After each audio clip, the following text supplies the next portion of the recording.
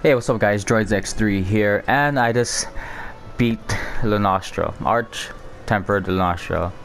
And surprisingly, I used it with a charge blade. I just went in just for like the hell of it, like yeah, let's just use a charge blade. Because I tried it like 3 times with a team by myself. I used the longsword by myself using the Azure longsword, which is a water-based longsword, and also a light bowgun with a team using the sleep bomb method. So just now I just like, you know what, let's go with a charge blade. I beat Lunastra last time with a charge blade, so I was like, you know what, fuck it. So I'm just showing you guys the build that I used.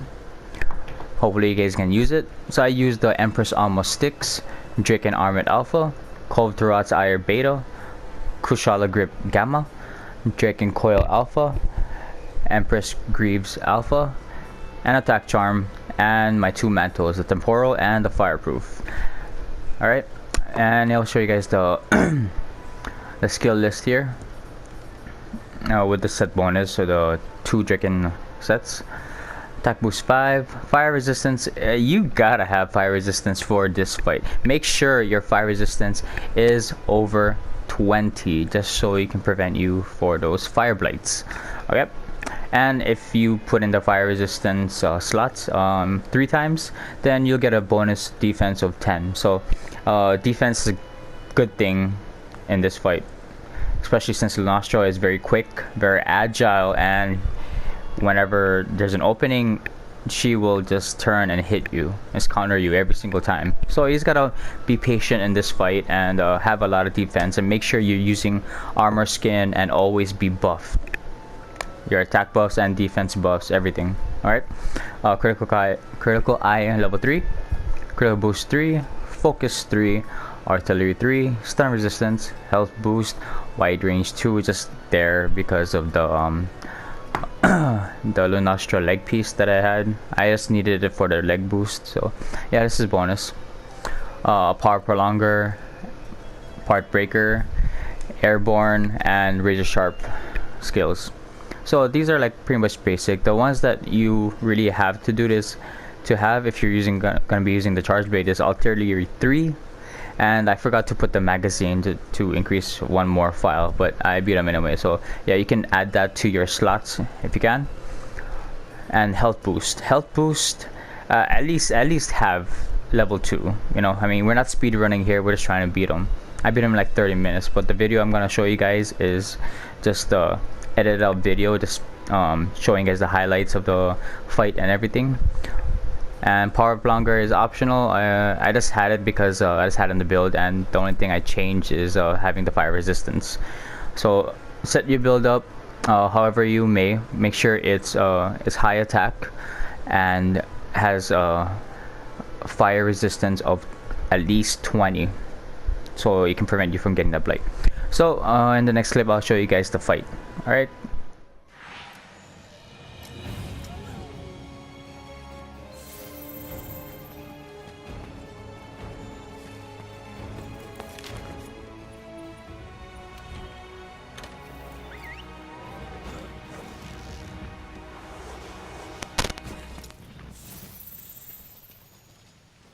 We'll be explaining you guys some tips that you guys can use. When I was doing it with a team, I seen a lot of people using certain things. For example, forecasting when she is going to do her supernova, and it's helpful. Yes, it is though, but then like in the midst of the battle, sometimes you can't forget though. So if you are gonna be using that, be sure you're on top of that. What I used in this fight is pretty much just straightforward fire resistance with a temporal mantle and the fireproof mantle. I'm just rotating that, just kind of like timing it in my head, making sure that I'm not without a mantle. And this is a long fight, sure, why not? So you guys can just gonna scroll it over. So first tip I can tell you guys is use a build that is high attack power, that has a high attack power, because she has a lot of health, and she will attack you guys whenever you find an opening. Okay? And she's very agile, more agile than, in my opinion, any other monster in the game. And her Supernova, you can use the flash pod method. I flashed her 4 times. Okay? 4 times. The time when you flash them is when she roars 3 times. And on the 4th roar, she will immediately do a Supernova. So make sure you keep count of that 3rd roar.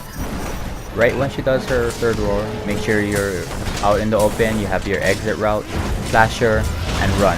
That's when she'll do her Supernova. Typically the same thing as the Tempered Lunastra, so same method. So if you can get that down, you don't have to worry about the Supernova. Okay?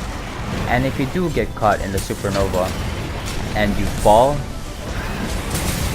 like you get hit by the flames and you fall back, do not get up. Let your character get up automatically because she will hit you twice. Remember with her Supernova? Yeah. And whenever you're attacking her, make sure you're hitting her anywhere. Preferably the head, but just hit her anywhere, for crying out loud. Just do as much damage as you can possibly. She does do a lot of fire attacks more often than Teostra.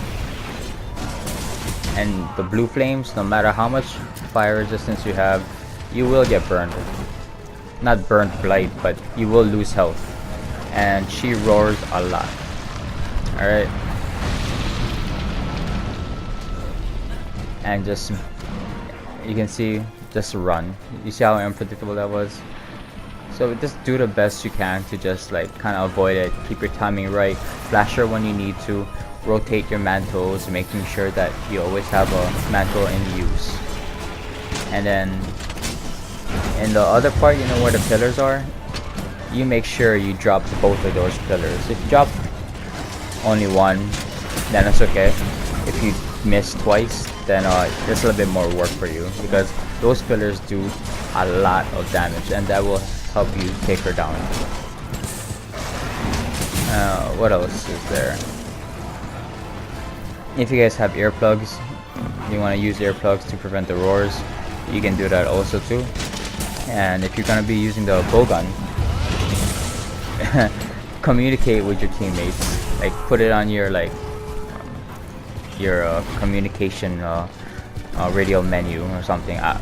Sleep. I have one in my radio menu. I always spam it whenever I'm shooting sleep ammo to let my teammates know that I am shooting sleep ammo so that they don't wake her up. For randoms, it's a must. If you're going with the people that you know, of course there's always the communication with your party audio. So that's another method. And quite honestly guys, that's pretty much it. I mean, just fight her regularly as you would a regular Tempered Lunastra. Stay away from the flames as much as you can. Heal. And oh, and one more thing. When Teostra is there, you see Teostra over there? That Teostra poses a big problem because it's not like they're gonna fight each other, of course. They're both gonna fight you. So what I did was pretty much avoid everything, and try to separate them as best as possible. Right here you see me running around. And Lunastra will stay over Teostra. They will stay together.